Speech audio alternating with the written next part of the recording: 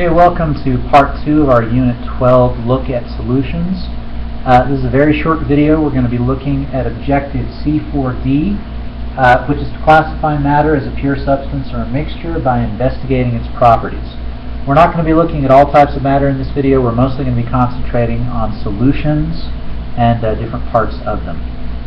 First of all, a solution is a homogeneous mixture.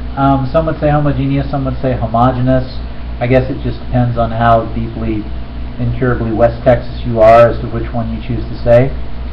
Of two or more substances that exist as a single phase or a single state of matter. Now, just to kind of clarify what that means, if you've got multiple phases, solid, liquid, and gas, all present, then it's not a solution. Okay, it all has to be in the same phase. Also, there can't be any phase boundaries. For instance, if I have water and oil and I've shaken them together to where they look fairly interspersed, but you can still see microscopically that they've not truly mixed, then that's not a solution. That would be one of the other types of heterogeneous mixture, such as a suspension or a colloid. Now it's important, I'm not sure how well you can see this on the video, but this word right here, soluble, literally means able to be dissolved. Now, this root right here, sol, S-O-L, you see show up lots and lots of times in the words we're going to be looking at here. It shows up in the word soluble, it shows up in the word dissolved, it shows up in the word solution, it also will show up in a couple words on the next slide. Anytime you see that root in this context, it refers to something that can be taken apart molecule by molecule and spread out. It's not a chemical change, it's a physical change, because you don't make any new substances. All the same properties that the substance had before you dissolved it are still there.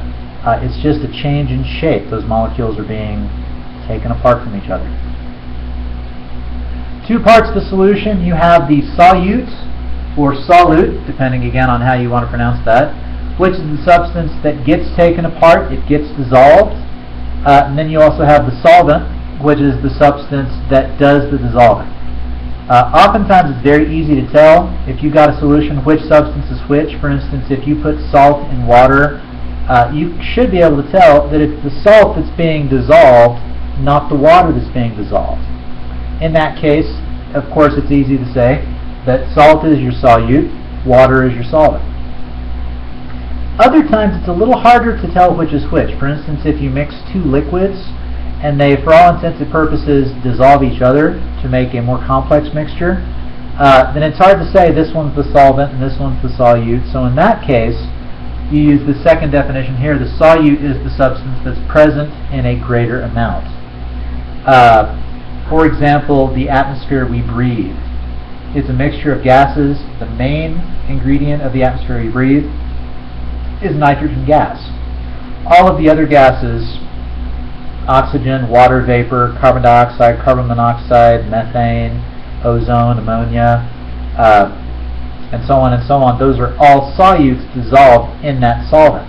It's not that any one of them is dissolving any of the others anymore, it's just that in that mixture, nitrogen is present in the greatest amount, so we consider it to be the solvent here.